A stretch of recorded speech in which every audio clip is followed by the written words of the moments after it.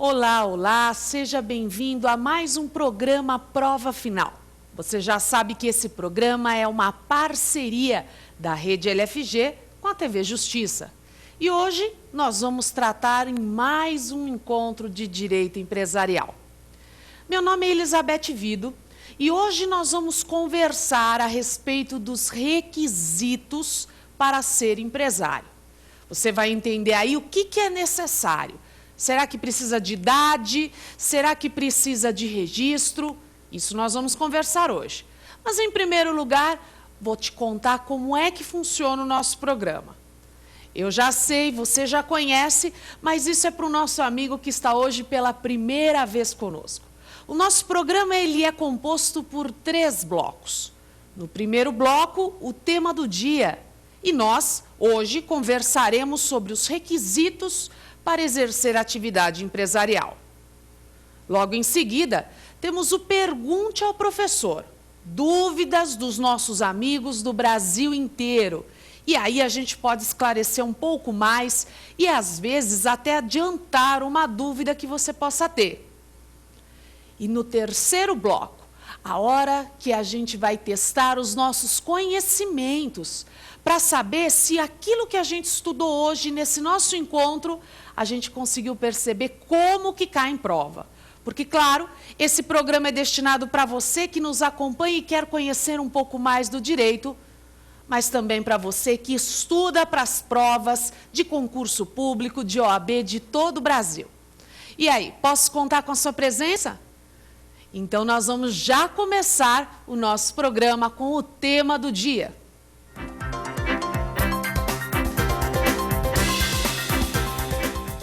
Estamos agora no nosso tema do dia, tratando a respeito do que é necessário para que você exerça atividade empresarial.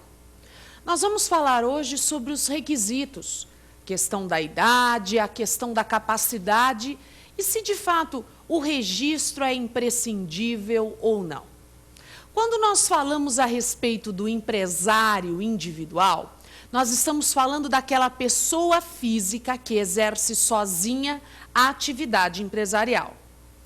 Essa pessoa, é claro, que vai ter um maior poder de direção e de mando na sua atividade, mas, por outro lado, assume um risco muito maior, já que o empresário individual, ele não tem um patrimônio separado, um patrimônio para a sua empresa e um patrimônio pessoal. Não. Ele tem apenas um patrimônio. E esse conjunto de bens único que ele tem responde ao mesmo tempo pelas suas despesas empresariais e pelas suas despesas pessoais. Então, primeiro cuidado. O empresário individual, mesmo quando ele se registra, ele não adquire personalidade jurídica. Ele continua sendo pessoa física, apesar do seu registro como empresário. E no momento que ele decide ser empresário individual, que requisitos que ele precisa? O artigo 972 vai dizer que ele precisa ter a plena capacidade e ser livre de impedimentos. Bom, em relação à capacidade, você sabe que a pessoa que tem mais de 18 anos é considerada capaz.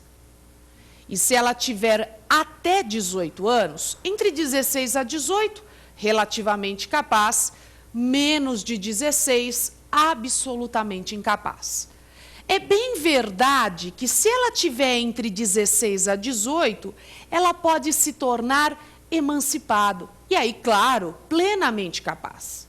Mas a dúvida é se o incapaz, ele pode exercer a atividade empresarial.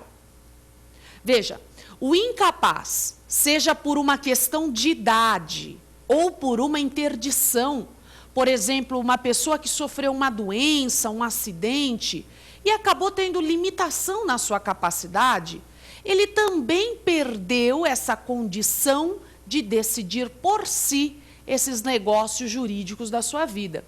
Ele pode exercer atividade empresarial? De acordo com o legislador, ele pode continuar uma atividade empresarial. Continuar quer dizer, se ele herdou, Então, por exemplo, o pai dele era dono de um estabelecimento, deixou para ele. Ou então, quando ele era capaz, ele constituiu uma empresa. E agora ele está apenas continuando. Então, quer dizer, a ideia de continuação é, havia empresa antes e agora, com a incapacidade, ele poderia continuar. A questão da continuação é definida pelo juiz. Então, numa prova, você nunca vai afirmar que a empresa será dissolvida necessariamente, ou que a empresa vai ser extinta, vendida, e muito menos que vai continuar. Quem vai decidir isso é o juiz.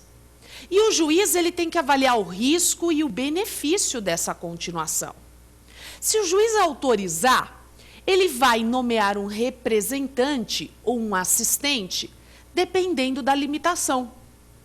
Se a pessoa for absolutamente incapaz, a nomeação vai ser de um representante. Mas se ela for relativamente capaz, aí nós temos um assistente que vai acompanhar os atos empresariais. O detalhe mais importante, especialmente em prova, é que o incapaz não corre o mesmo risco patrimonial de um empresário comum. Por quê? Porque o legislador, no artigo 974, parágrafo 2º, estabeleceu a proteção patrimonial para esse incapaz. Como assim? Aqueles bens que ele possui no momento dessa decisão da continuação da empresa, os bens que não têm nada a ver com a atividade empresarial, esses bens são protegidos. Por exemplo, ele herdou um dinheiro numa conta poupança. Esse dinheiro nunca foi usado para atividade empresarial. Esse dinheiro será protegido. Ele herdou um caminhão. Ah, mas o caminhão era usado para entrega. O caminhão não será protegido. Então, não é uma proteção absoluta, não é uma proteção que vai se estender ao lucro da empresa, é uma proteção que resguarda apenas os bens que não têm relação com a empresa e que existe no momento dessa decisão do juiz. Esta relação de bens será registrada na junta comercial, para que qualquer pessoa que negocie com esse incapaz saiba que ele tem uma proteção. Essa proteção ela vai permanecer até mesmo se o negócio falir. Esses bens serão protegidos. Então, a ideia é resguardar o mínimo, e são esses bens independentes da atividade que esse incapaz possui.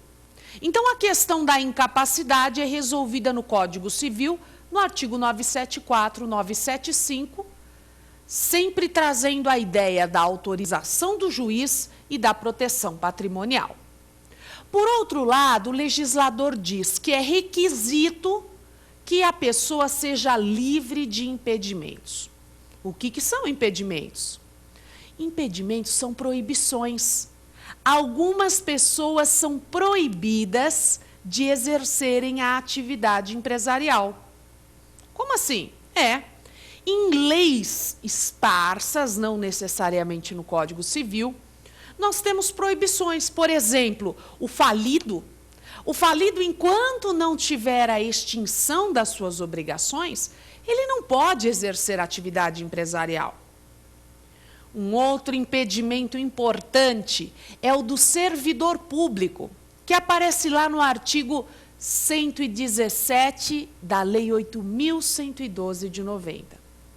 Quanto ao servidor público, e aí você pode estender para o militar, na ativa, para o membro da magistratura, o membro do Ministério Público. O que ele é impedido?